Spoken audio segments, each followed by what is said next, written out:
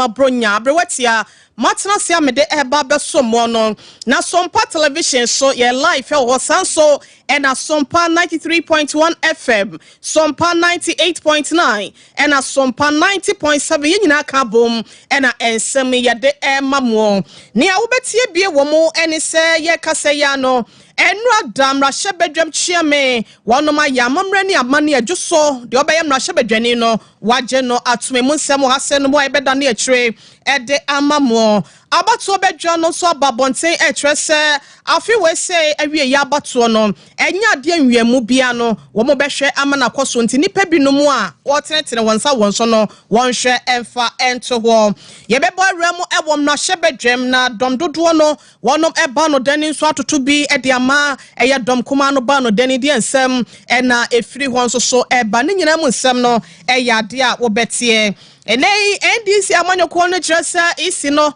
obehwe no de CCTV camera abobobo wodom ho na kyerese abato ne nyina se be ya pepepe ye ene fan ye ebetodwa enti abusia wei ene ensem bi edika editie ena no pay yatna se de eba besomo eya kan ye ho ewo Facebook live eya Sompa TV Ghana ana Sompa 93.1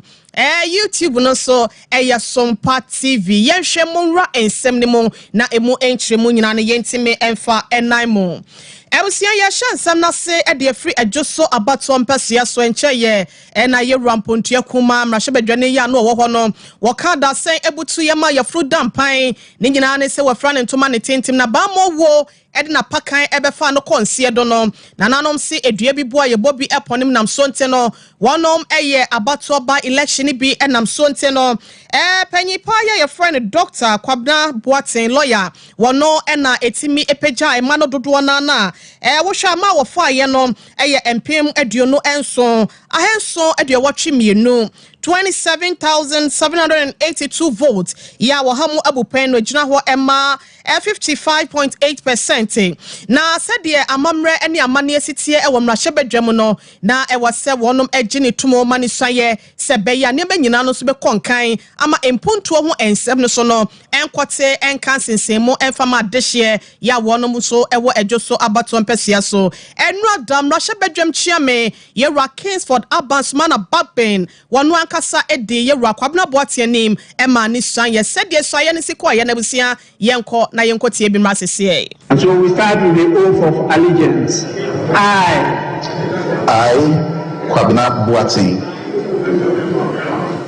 do in the name of the Almighty God swear. Do in the name of the Almighty God swear. That I will bear true faith and allegiance. That I will bear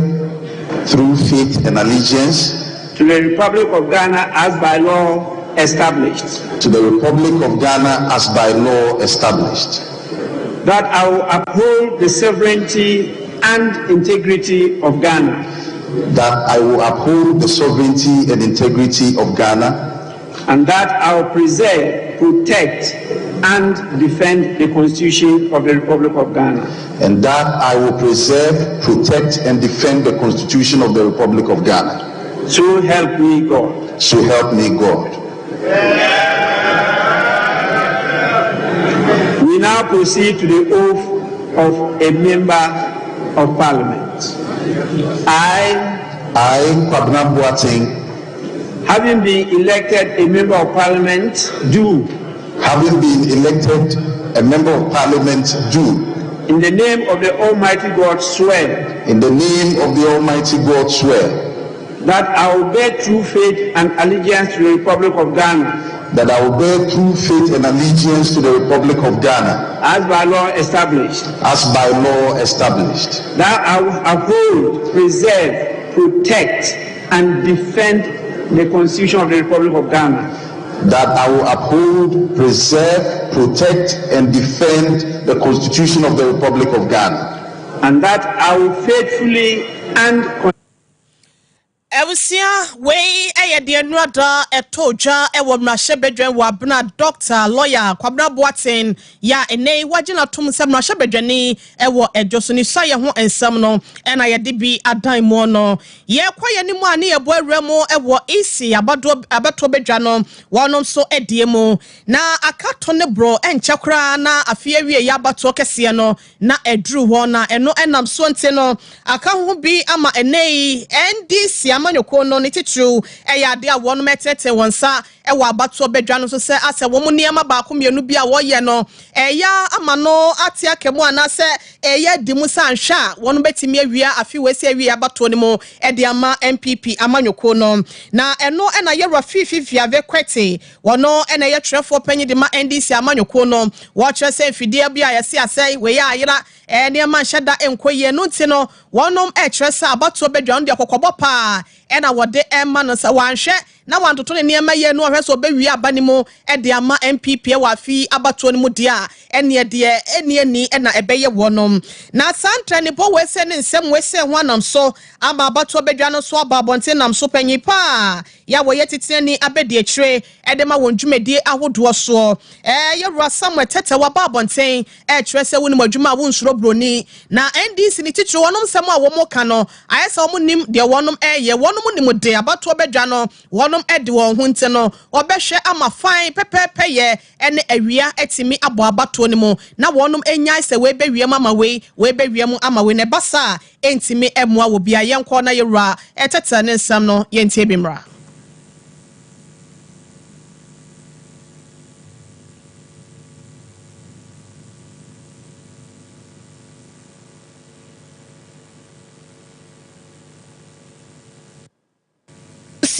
ye boy homoden se yensa beka ene ya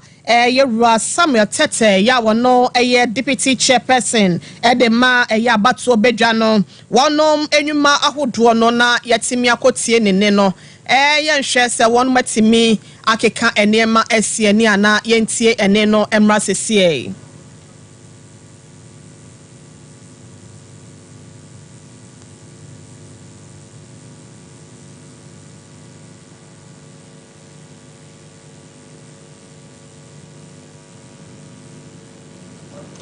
Ewusia Madaroma mo de beche ye na ye hwese ye nsa beka yewra Samuel ene no na ye de amamon so yentimi enya ye na eno achi no yewra no esa kasaye edit tujwa trese ene limited voters registration exercise no ekoso no enkoda totofe wa ya wonum enya ndru mfihie dunwotwe ya mamra na mo ho kwan se wonfa wadin kwa nwomani no ebinom ede won ho akwa akohyehyem wa bra wondin no ekomu a wo mo enfie no so enya nusa ne no ena wo kye se abato bedwa ne de mo obi amfa wonsa enkyere wonum so ne mo so bo kakraka bia wonum emfama amanyoko ahodo ne yenko na yenhwese yensa bekan ne na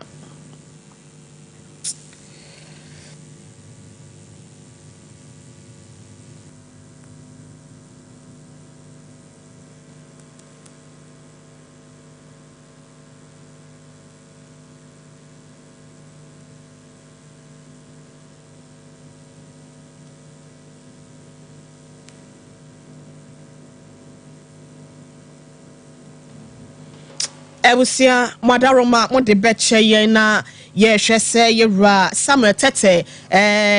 deputy chairperson de ma ya abato bedwa in charge of operations no ye nsabeka ne no so entimi ama ye to akoso ewo ensem ne mu ne remu ewo mrahye bedwa mu biem enrada na enya sem keto asetena koso no ya de ana chese we tuma we dom kuma eto de fa benkuma de ma dom kese no na dom kese no so eto de fa nifa de emma eye dom kuma no ni nyina da ene se wonum etra wo hwa pesia bi wo ho e wosen komanya na musifo ewo eye mrahye bedwam na ebi etese Central Kofi apofu lekpe ene lolobi eyade a wo kire se konfie nan nie enya de a wonom enya wo mu anamusifo e wo mrahye bedwam na aka ho bi ama empunto atoto ape etwene na ase nya se sebi enwa ya wo kɔ na ase fie nti no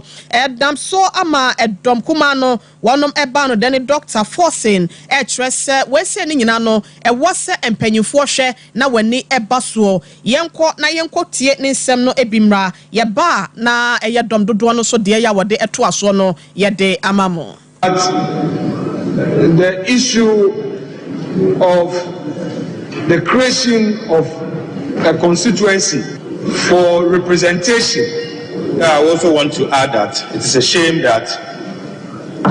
still the good people of Central Kofi, Akpafo, Lepe, and the Lobby, the South constituency does not have a representative still as we speak. Almost 4 years on. Almost 4 years on. Mr. Speaker, this, I believe, is something that this House must take steps to ratify, to resolve as soon as possible. Mr. Speaker,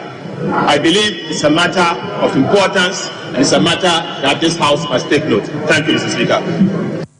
Ebusia yero ato Forcing ene yekɔ ekotie no se eye fedie ye nimguase edema omeni titru ene mrahye bedwam se empesua nan yentimi enya anamusifo emesi wonom adehye anan mo wei eye anodisem ya freedom kuma no mba no deni Dr. Forcing ewo ebaye na no si ya pe ena dom dodo ne ba no deni ye Alexander Fenyomakin enso etrese edom kuma no aiso mo kan sembiom peso mo teretere wonsa ewo dom dodo no eso na ne nyina mu no wo ka kire wonom ese enye wonom ena etwa se wo hwe eyi anamusifo se bibi wo ho a bato bedwa no ena wo se wo fa sa asem no ede bo wombo. The issue of the creation of a constituency for representation is a matter for the Electoral Commission. And in this 8th Parliament, no constituency has been denied a representation. At the time of the 2020 election, Mr. Speaker, no state constituency was left out in the 2020 election. So, Mr. Speaker, the minority leader should not mislead the people of Ghana. Ebusia na chase nipa yete nenken eye dom dodo no eba no deni na yekɔ ekotie no yewura Afenyomakin na yekɔ yanimo no na yeremo ewo emfifi mantemo NDC vice chairman ya wono ewo ho yewura ekwa aduamoa ɔkyerepɛnyi wono soso ɛkyerɛsɛ afiwe se abato no se bɛyɛ akyenye bia memu yenka se isi na kwa wiem ana se wanwiem no womo de wono mafo mo ho adwen se amanyoko ne nyina ne se CCTV cameras womo de bɛbobɔ ɛyɛ isifo ne ho ba bi obi abetena bia no na womahu sampa ene ema nyina no atɔ na akwam wodi ntwa wagye atom wodi nkonim so a wafa wonkonim die abotire ede aso ayenko enchemu ya wode emaye wa bra no wo pro ahodo ewo eye limited voters registration exercise no ebinom ase sisia ye the pressure tension him too much bia only so be betena wiem wire calculations no other bra na wale ye no final one at condition mu Ghana pochi oka no 1+1 so hu ji send this for metre wa na adwuma no mu ye wiem I mean they say some you can say adobaya Meje Electoral Commission kankan je mensonara made papa on in there just say the camera bo wanu na what the kasan the camera from farm wo na wa asama wo bakan echi ye buy that I want to work into say wo dan wanu da no e densa afi so ya the camera ko bo office wo so wetu mo atra wa machines a wo dey abato hu adwuma ayewa wo camera obobo ho obiara machines ehu nyimpa ehu camera ntume ehu da no obenhia da say what to abana wa makwan ama manyafu yetuma di serious to ballot box mu za oda wa makwan me to palo kototo da na yama no wonu Ebusia yero ochre wa mana no de dando di sem no ensi wa watu aso de frebi mama mi James adukoi se wonhwe na network nsensem ene limited voters registration since I say koso no di ahime wo mu a ema ne ema atwene na ase no wo behwe na ne nyina so no ene ema atoto din ewo ho network we am for Ghana ha your mobile phone companies will provide the data na that enjoy them at the quoting be ejuma or identity na baka the quoting waba baby hey ejina about network me pede mabobi ni network bi wa ha baby ejin obey ejuma pa it move just about 100 meters about different network no ejuma ho and so why don't you arm yourself with this backup I'm a BB now ka be why they use network quoting na akache and there network quoting na what the ejuma wa bra ejuma why we so one na moto so no de bi amoma access and san what one sa computers no crowd only so anya flexible dem a obeden why enti impa e fi there ejuma one a wo experience wo na that ma small infractions are or questionable infractions are why class 1 no why at the PhD level no dey na mean onya do dey you tomorrow enti ayan and this for inflation so bank and na di na amundo artificial right Ebusia yera ochepenyi na yekọ ekotie no na yeboaremu e Ghana Revenue Authority GRA wonom na omeyi ede emra kuni na hye wonsem se wonhwe na yeto ho nsem nyina da wontime engege mu ho konta emfa emayen na wonom ede ensem bia babonten ekire se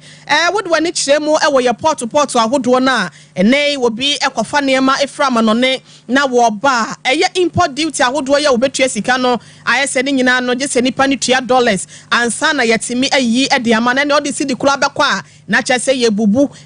de ama dollars mu ansa na ne dodo no watua ansa na watimi ayi wo neema na asem wese no mbe chese da bi we enye dollar asem bia ne ye je ne wo eye port ho ntino sansem ni nyina no eye rodohura dansem wotia no obunu egu asum de afa ho na sa wono ensemi na akenya ye Bernard Ntrakwa wono ena ye president wono mu a wakrakra ahyen ahodo mechre cars eframa no ne de ba o mai mom kabom ko no ena waba bontin se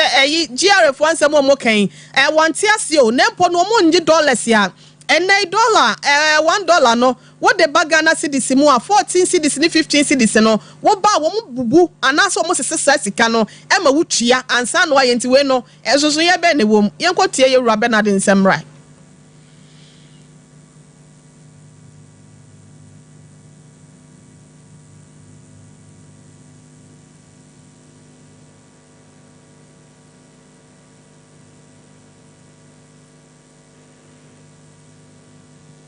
no see ya me no kase no che when yi Corolla when yi kura we tia be 60,000 Ghana cedi na openi DT7 na ye ka no enya grow DT7 na ye ka no ma me nchiro so car na mo de ko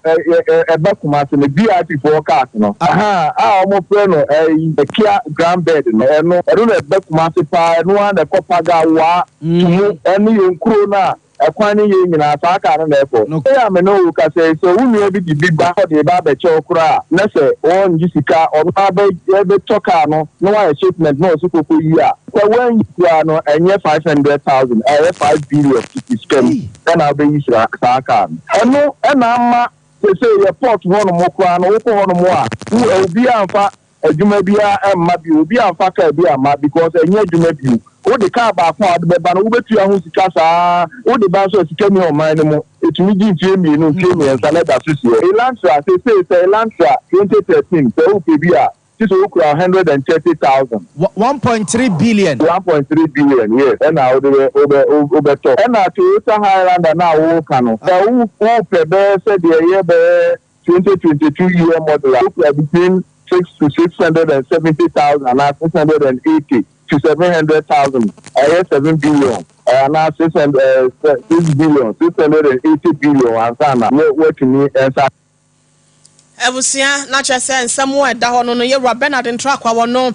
president of the Vehicle and Asset Dealers Union ya wonom ewo Ghana mu hasenom na enei aba betutodwa ewo enframemo yese se eye Volta River Authority VRA adwumako no ye tonsel wa adoma daso den ene eno enenam so ama panyipa bi ya wono so enim de ewo eye ahwodene ye ensem brekro na no so no wode wani kiremo ewo committee ya wonom so ehwe enyina ahwodene ye ensem so ewo MPP amanyoko no wonom so edimu a ye rano ababonten ekrese asemwe se de wonim ho hwe wonte ho nsem dwe bi adente no ye wura kwadwopoku ekrese asemwe ne nam framem no enye sa na etie minti kwa minse working ya na impempi no these so-called senior members of these institutions no omo ya problem kaka most of times many who even can union there welfare workers and all those things are the one but in this matter we share the course now share the course instances when government wants to do something these unions are now becoming to become something else which I honestly don't get but maintain and I don't think anybody in their right mind fail most of the time I think it's also choice of work I don't think when we talk of privatization in the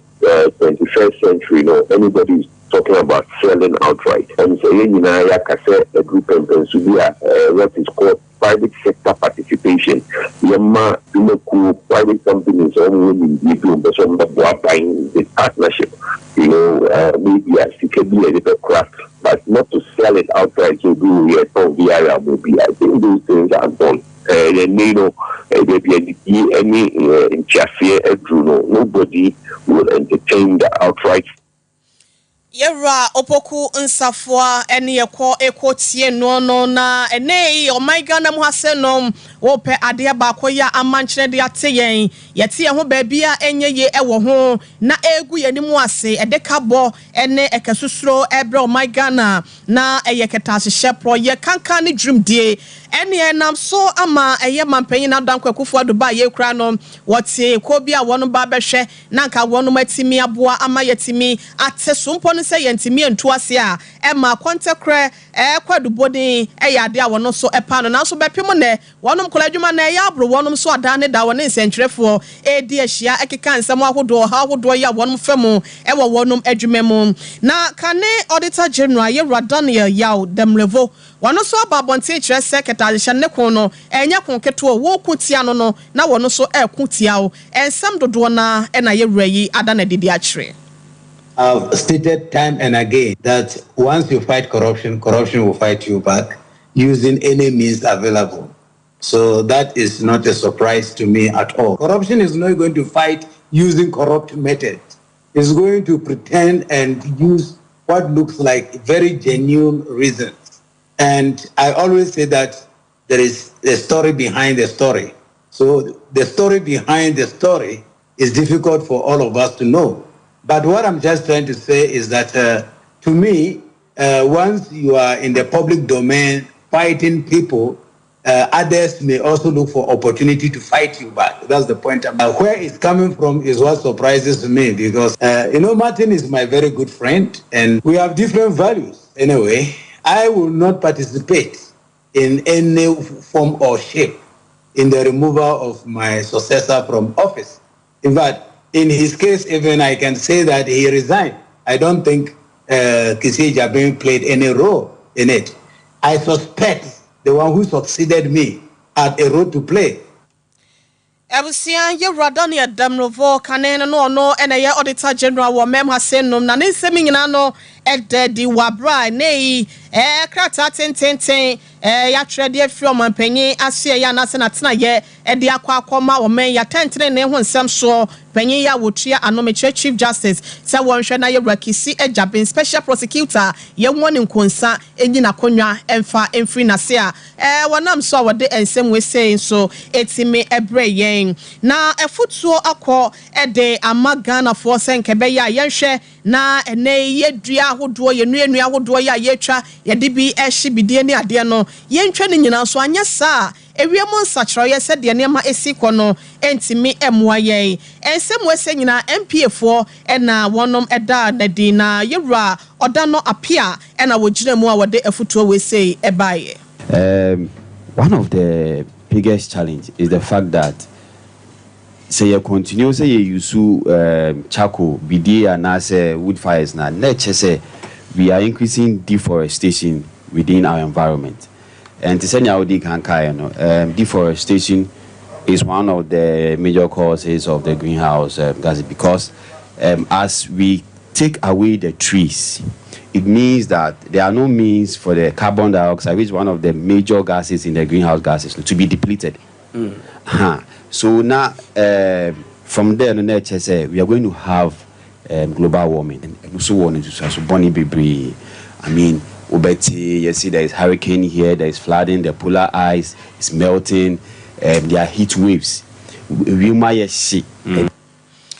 Ebusia enipa wakasa ye wode wani hremo ewo bono mantam ne mu a wono ene panyi pa ya National Petroleum Authority NPA wotua ano ye rakwadwo odano ena wo chese yenhwe na ene cylinders ahodo no yemfa eni dwuma na enya se yesoso bidie na yetwetwa yenua ibubu yenua basa na yehye no eyesa na mawie mu ayehye ntimi mu a emanfa mapanya bi home ena aboa asetre. Ebusia miso free drink ene 5G meza wonom eso yasene ewo kasie mu misra na akoya memenda eyododo na ena ekoso ebi ewade ebi tu won bedin ebi nyankopɔ de afe aka won fie wonte no party wonom eto eya no wanya miso free drink ene 5G meza ede aserve ahoho yankase enua ba ahodo ye wo memu ne munsuo ne atwetwe a yemfa somu bia preservative bia nimu a yede aye no eye to mu kama ede amawo nya bi na entimi mu agwara na wom afe grapes ginseng green tea and eye grapes fruit no yesum ede agu 5G meza ne munte no wo wonu mu tokola obenya bi na wanonom na wadum watimi ate watibie de no abore de ma se temeno ane yedete ase no enya bibia ebudide ne yetwem ebusia bomodin afred Dr. Silas manager eya wo manage drinks na wontimi enfa bimro ba bia wo bia wo ton drinks nso a na wakwaji bi e de afre ne nsemeba no eya 0246270221 0246270221 Yemfa aseda Emma Yerasante Eboa Benedict where some for penny ku coverenike jandon ni screen ya mo Sompa 93.1 kase dem kumase ekwenya kwa bro no mane wo chairman ni mo Sompa kase dem ewo sunyane na pam dada ne dom so ewo eye Sompa kase dem ewo eye nkranza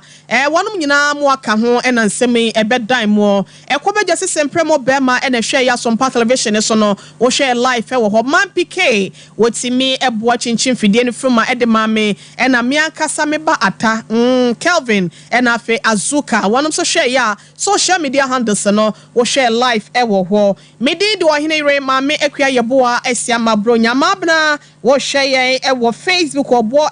ase Kofi Buache yeda se next dakon also by Kwadwa Sempa Furniture Works adom also de wo de eba yeda munyina mo ase ye sorry adwa so na eye nana ya obo amanle bia boga Ghana for pim dwumadie no watimi ene mpanyimfo atrase no